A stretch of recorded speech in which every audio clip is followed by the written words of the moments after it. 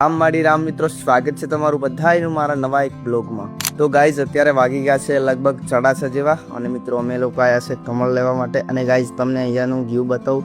આજે સવારની ઠંડી હવા અને ખૂબ જ સુંદર નજારો છે ગાઈઝ, જોઈ શકો છો ગાઈઝ। ખૂબ જ સુંદર વાતાવરણ બી કંઈક અલગ જ છે, ખૂબ જ મજા આવશે। સવારમાં ઠંડી હવા પણ મળે છે અને બધી રીતે। સો તમે લોકો બ્લોગમાં કન્ટિન્યુ બન્યા રહેજો। આજનો બ્લોગ ખૂબ જ ઇન્ટરેસ્ટિંગ છે। રામ।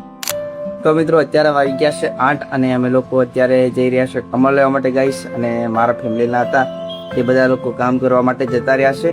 આપણે મોટી ગાડી લઈને ઇકો ગાડી લઈને આપણે એક્ટિવા લઈને જવાના છીએ। તો મારા પપ્પા અત્યારે કમળ વેચતા ત્યાં જઈને પછી આપણે કમળ લેવા માટે જઈશું। તો આજનો વ્લોગ ખૂબ જ ઇન્ટરેસ્ટિંગ છે, તો તમે વ્લોગમાં કન્ટિન્યુ બન્યા રહેજો અને ચેનલ પર નવા હોય તો સબસ્ક્રાઇબ કરી દેજો। જય માતાજી। તો ફાઇનલી ગાઈઝ આપણે પહોંચી ગયા છે તળાવે અને જોઈ શકો છો આપણી ગાડી। તો ગાઈઝ આપણે ફટાફટ તળાવની અંદર જઈએ અને મિત્રો જોઈ લો કે આવું છે તળાવ।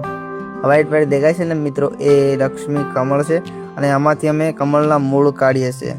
સો ફાઇનલી ગાઈઝ સાંજના 3:30 જેવા થઈ ગયા છે, તો અમે લોકો કમળના મૂળ કાઢીને ધોવા માટે મૂકી દીધા અને આપણે નાહીને ફ્રેશ થઈ નીકળી ગયા તળાવે કમળ લેવા માટે। મિત્રો આજે લાલ કમળ પૂરા થઈ ગયા છે, લેવા જવાનું છે।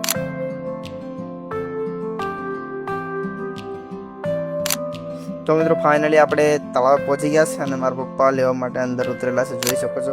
પછી મિત્રો આપણે બીલીપાન થોડા તોડી દીધા કારણ કે આજે બીલીપાન પણ પૂરા થઈ ગયા હતા। અને મિત્રો સાંજના વાગ્યા 6 એટલે રૂમ પર આવીને શ્વેતાને એક કેરી ખવડાવીને શ્વેતા જોડે થોડી ઘણી મસ્તી કરી। તો મિત્રો આ તો આજનો આપણો વ્લોગ કેવો લાગ્યો કોમેન્ટમાં જરૂરથી જણાવજો। ફરી મળીશું નવા બ્લોગમાં, ત્યાં સુધી જય માતાજી, જય ખુખાર મેલડીમાં।